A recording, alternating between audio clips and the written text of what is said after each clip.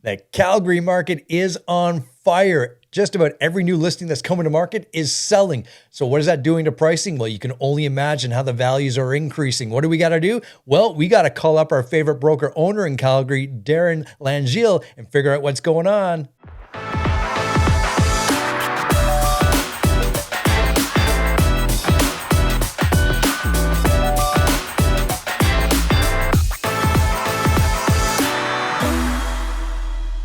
Here we are, my friends. As promised, it's the man, it's the voice, it's our broker, our favorite broker owner out in Calgary, Darren Langille. How are you doing, my friend? It's great, man. It's sunny weather here, and it feels like summer. So, I mean, to be honest, spirits are super high. So, I'm excited to be back here again. Well, that's exciting from a guy in Toronto, Ontario, where it's been raining for 3 weeks. This is exciting news because what happens in the West comes east usually, and we're hoping for that. We're hoping for that. Good stuff. Good stuff. So as right across the country, you know, our month of April's come to a close, and now we're in the early part of May, and that's our spring market. That's where things are flying. And I know here in Toronto, Darren, our listing inventory is incredibly low, which is moving prices up. I just had a talk with our good friend out in Vancouver. Same scenario here, and I know you're seeing listings sell and inventories low, but you've got some different perspective on this. And what's going on in your market there? Yeah, I mean, you're right. It is spring. This is the time of the year that we're expecting things to just be, like this is when our clients say, well, here's all the new stuff, right? Like, give me all the listings. They made it, they waited, they passed on the other stuff. And we're supposed to be going upwards. When I look at where we started April and where we ended April, there was zero net growth in actual inventory. I don't know if that's what you're seeing in yours. So I don't think, and I'll throw this out there, I'm a data guy, but I haven't looked, but I'm going to suggest Calgary's never had a market where from April to start to the end, we ended up with no more inventory total. That's unheard of. You're supposed to be going upwards, right? Yeah, that's interesting. That's interesting. So from our buyers and sellers perspective, you know, we're sitting at about 28 days of months of inventory, right? Okay. That's days of inventory in a sense. And this time of the market that tends to creep up. And yet we need inventory. You're seeing that inventory come to market. What I'm hearing is, but your buyers are also ready to take action. Is that what I'm hearing? Yeah. I mean, so yes, no net growth in inventory through the month, which never happens. But Wow. that's not for the lack of trying. So when Okay. I put together what I call a red line pulse, and I send this out to my local clients. If anybody wants to be a part of that newsletter to hear about our stuff, I can give them the link. But Absolutely. in there is this awesome graph that is kind of the one nobody talks about, and it says City of Calgary total new listings year to date, and it has that across the last 10 years. And when you look at the graph, we are exactly with where the red line falls for the average. So it's not that we have this reduction in new listings coming to the market that's driving this record bottom active inventory. It's not that at all. We are trying. Calgarians are listing. Greater Calgarians are putting homes to market. But like kind of what you and I picked up on last time, the true context of the story is it might be the same as the last 10 years, but it's not enough for the demand that is happening here, right? We have tons of investors like you guys, right? We have agents that are getting dual license and driving business into our market. We have a lot of Calgarians waking up to say, whoa, I get it. Our market's moving again. Maybe I'll start to move because I don't want to miss on that price growth. And it's this combination of efforts that is keeping us so low. But like I say, not for the lack of trying. Lack of trying. I love that. And are you seeing population growth, or are you seeing, like, is that coming from provinces like Ontario and others? Because, you know, we always think of, from the outside looking in, we always see Calgary, Alberta as the land of opportunity. Is it starting to see, you're seeing that trend again? Are you seeing that in your experience? Yeah, I mean it's a trend that started a few years back. I think we hinted on that, but we're seeing it. Calgary's market is pocketly doing better than the rest of Alberta, right? Okay. It is the major metro center, the most diversification from people, employment, all the job stuff. I mean, here, and then of course the proximity to the mountains gives us this like crazy 1, 2, 3 punch that is hard to ignore, right? So yeah, we're seeing interprovincial migration, like from other provinces, and we're seeing within the province people saying, "Well, Calgary's the place to be." And then, of course, we're seeing the complete like immigration coming our way as well. So it's everything right now. Yeah, yeah. So if I'm local to Calgary, I'm a homeowner in Calgary. Let's talk to Calgarians from this perspective, and your audience, your database, your clients, your colleagues. And if I want to move up, meaning I've owned my house now for 5, 6 years. It's in my starter home. I want to move up. What's that conversation look like? How are you having that conversation with those move up type buyer sellers? And Yeah, I mean the equation that has gotten very easy to predict is, will I get my price and will I sell now? Right. I mean, so as a seller considering this, or maybe they were on pause for the last little while watching what happened, through COVID and everything else. The It used to be the fact in Alberta is like, well, could I sell? Right. Now it's, well, I will sell as long as I'm anywhere near fair market. So then they can make the decision to say, okay, well, if I know that's going to happen, how, do I have the finances to maybe, purchase first, or do I need to do a sale of buyer's home? But that today would be very hard to achieve because just the demand and the amount of, strong offers coming, that the sale of buyer's home condition, as you'd expect, does not usually win out, right? It's yeah, usually price, it's usually terms. So, I mean, the greater Calgary population is starting to wake up to realize that it's okay to pay a little more, right? Oh, I get it. We have this macroeconomic situation that's going to give us house price growth. So if I pay 20 more, well, that's okay, right? Because the market's going to bring me there and I'm going to hold my home for 10 years, right? right. And that took a little bit for Calgary to kind of realize that, to say, well, okay, I'll be the new high for the community, and that's okay because you have a longer, you stretch your own horizon out further, right? Yeah, and I often find too, and I'm sure you do, because a buyer's thought process is the same anywhere you are. I don't want to overpay today. I don't want to do this today.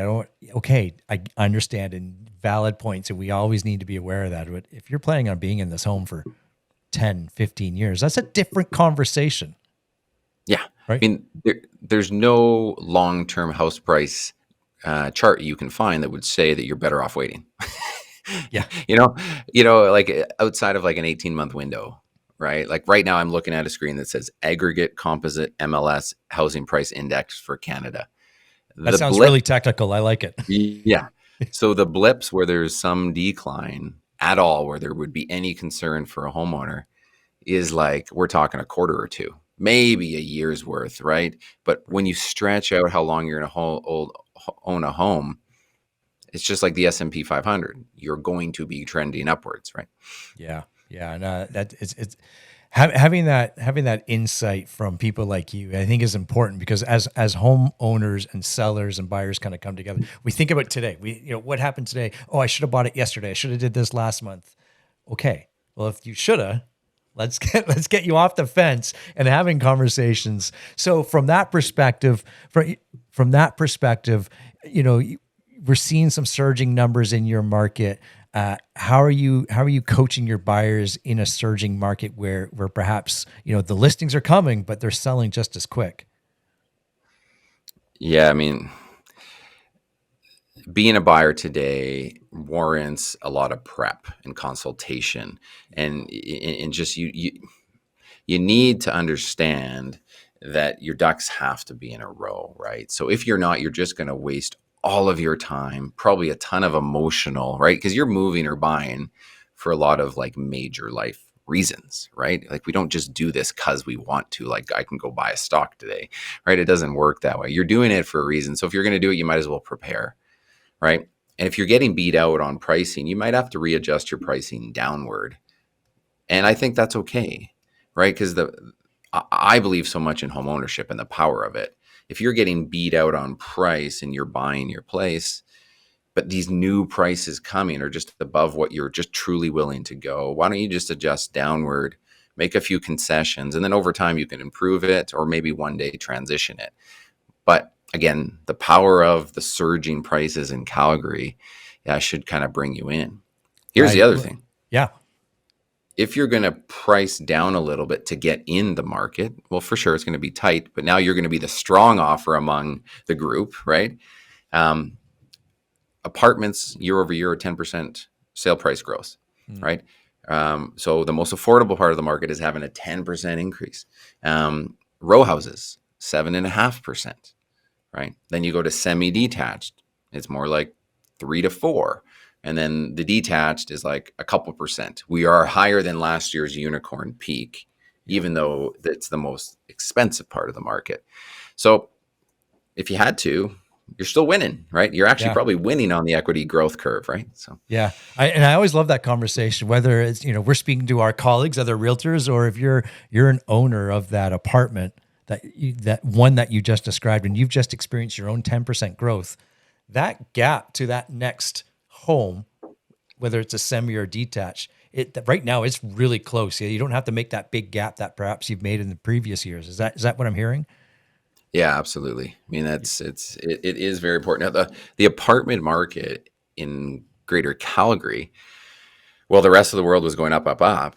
We had a sale price decline where we're only catching up to 2014 prices in the apartment market now. Okay, interesting. That's a Yeah. 9-year journey just to get back to par.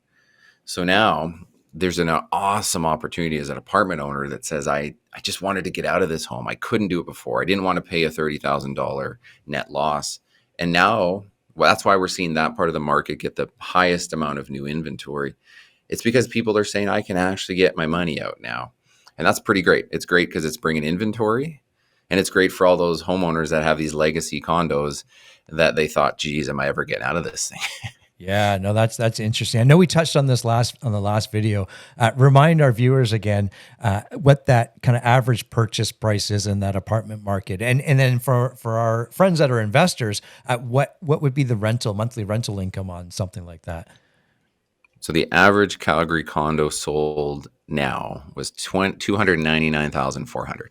Okay, Like that was the recorded end of April. yeah, Um, you go up to row houses and townhouses, you're up to like 389, right? So both of those are incredibly affordable. yeah, Rents, though, it's almost hard to peg them because they're growing much faster than our prices even are. Uh, I walked over to our property management group and I just said, hey, what could I get a basement suite, 2 bedroom, 40 years old, like not even in like the core. And she's like, you're easily over 1,500 right now. And there's a lot of landlords that are still renting those at 1,000. They could have a 50% increase and we're actually allowed to do that. yeah, So yeah, it's yeah. pretty wild. I like it. I like it, especially with, we get so accustomed to, especially here in the GTA and to our friends in Vancouver that have been watching, to our, we'll call it overinflated real estate pricing, we're, We we're stay buying. bubble. Yeah, exactly. We just need it to be stable for X amount of years and let everything else catch up around us. Maybe I don't know. However, the point that I want to make is, we get accustomed to, that same condo or 2 bedroom condo would be, 800,000 here, but the rents just don't align. The income doesn't align. It doesn't cover the mortgage. Where Mhm. you can now have conversations with people like Darren, and now that purchase price is so much more in line with that income from an investment strategy or an investment standpoint, right? Big time. Y- You can build rentals here with the cost of new construction and the current higher interest rates and still cash flow, right? Yeah. We know the cost of new build has gone up. And in Calgary, even just last week, I closed on a future development project where I'll build 8 units on this one place. It'll be brand new construction, rental spec, but still quality. And by the end of it, I will be in a positive cash flow position and I will use CMHC's programs that leverage me almost all the way up to 100%. And I'll still be able to cash flow, which is pretty cool. That wasn't the case for a while because rents really lagged when our prices dropped in those late 2010s.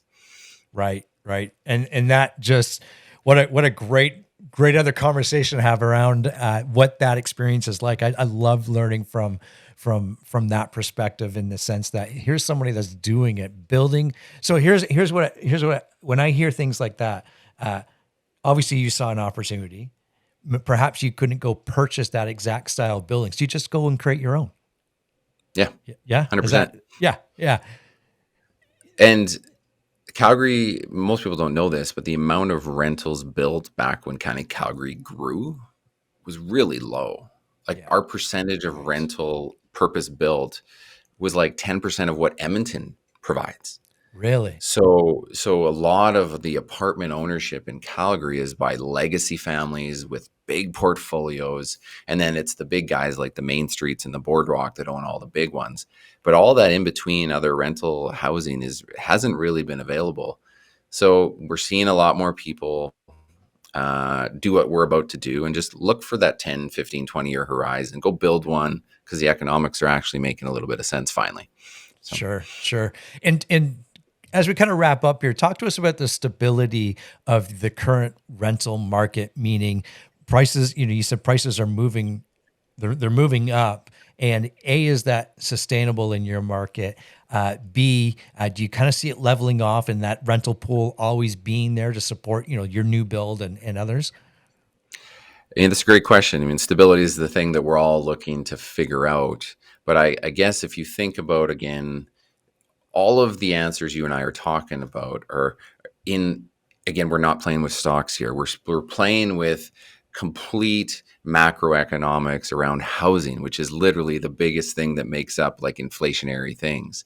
So the trajectory that got us here, this place that we sit with low inventory, none of this can change like overnight. It's not like that Silicon Valley bank that can go crash and then your stocks go 100%. It's impossible to do that. So the stability, for one, is just these people, the profits, the economic transitions, the diversification of economy. Like that stuff is years and years and years in its making.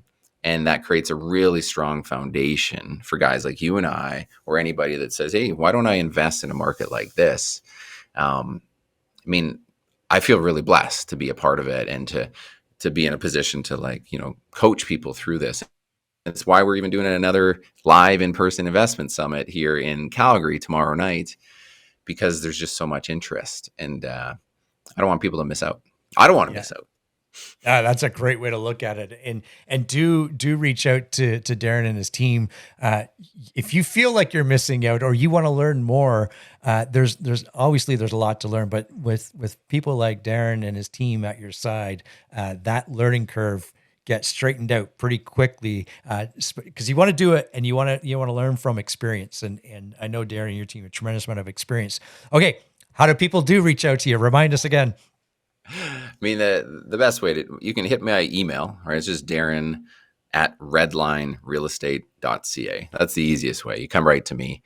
If you want to like follow our social media journey, hit me up at Darren Langille, or the Redline group, which is, again, it really speaks to a lot of our investor stuff, at redlinerealestate.ca on YouTube or Instagram.